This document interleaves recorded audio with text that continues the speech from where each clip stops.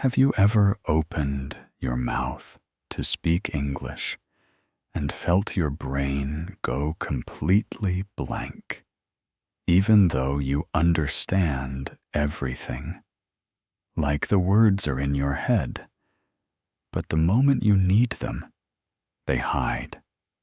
And then you start smiling and nodding, and you pretend you did not hear, or you keep your answer as short as possible, because you are afraid your accent will sound strange, or your grammar will be wrong, or people will judge you.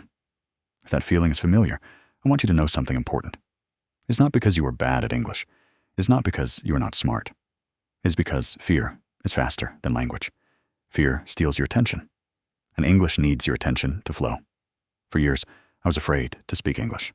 Not a little nervous. I mean, truly afraid. I could read articles, watch videos, understand meetings, even laugh at jokes sometimes. But speaking felt like walking onto a stage with a spotlight on my face. My heart would beat faster. My mouth would get dry. I would overthink every sentence before I said it. And the strange part is, the more I cared about sounding correct, the worse I sounded. Because I was not speaking anymore. I was calculating. I was translating. I was editing. I was trying to be perfect in real time. And real time does not wait. Maybe you know this pattern. Someone asks you a simple question, like, "So how was your weekend?" And suddenly your mind says, "Okay, build the sentence.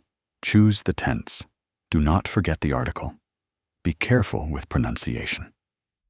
And while you are building this perfect sentence, the moment is already gone. The other person is waiting, and you can feel the silence growing. And then you panic, and you say something small like, "It was good." And you stop. And later, when you are alone, you can say the perfect answer. You can even say it with confidence. But the moment has passed. This is one of the most frustrating things about learning English as an adult. You have the knowledge, but you do not have access to it when you need it. Here is the truth that changed everything for me. Fluency is not the ability to speak without mistakes. Fluency is the ability to keep going even when you make mistakes. It is the ability to stay calm inside your body while your English is still imperfect. Because your real enemy is not grammar. Your enemy is the fear of looking stupid. And fear creates a very specific habit. It makes you hide. It makes you choose safe words. It makes you avoid situations. It makes you stay quiet in meetings, even though you have good ideas. It makes you rehearse a sentence 5 times in your head, and then not say it at all. And the longer you do that, the more your brain learns speaking English is dangerous. So what changed everything for me? It was one small decision, but it changed the way I spoke forever. I stopped trying to sound smart, and I started trying to be clear. I stopped performing, and I started communicating. I gave myself permission to sound like a learner. Not forever, but for now. I told myself, my job is not to impress people. My job is to connect with people. And connection does not require perfect English. It requires courage and presence. I remember a moment that made this real. I was traveling, and I needed help in a store. I stood there holding the product, and I could feel that familiar fear rising. I wanted to escape. I wanted to just buy something else or leave. But I forced myself to speak, even though my sentence was messy.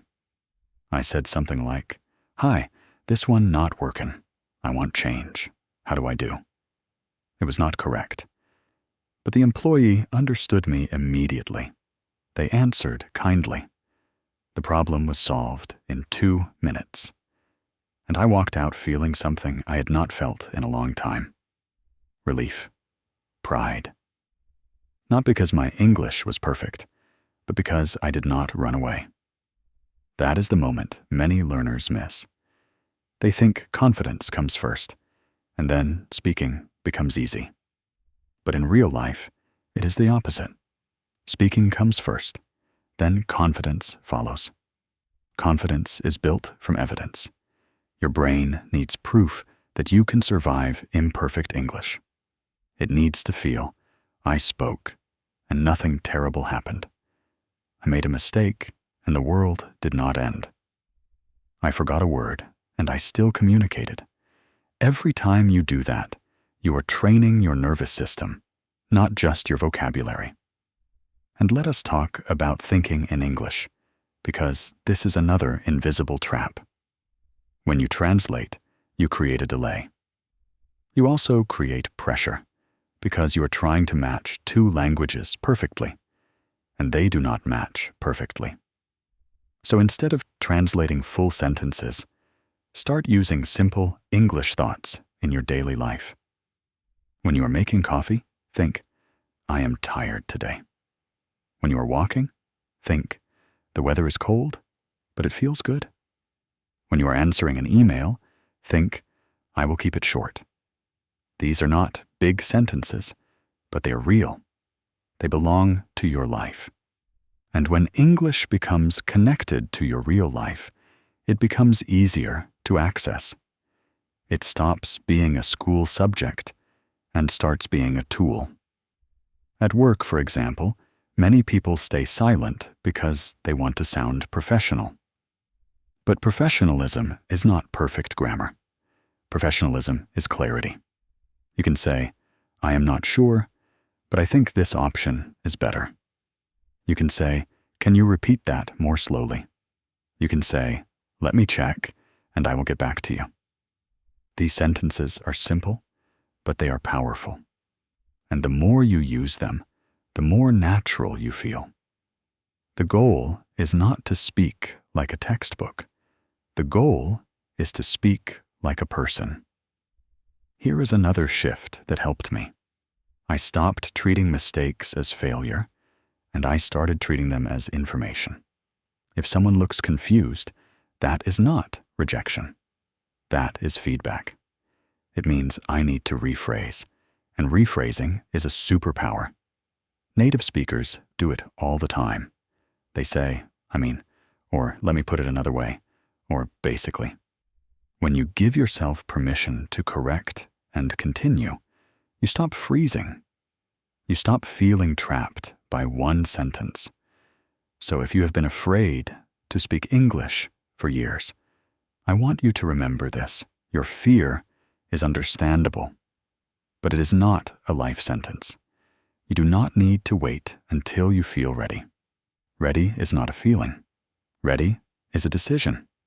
Speak one sentence, even when it is imperfect. Ask one question, even if your voice shakes a little.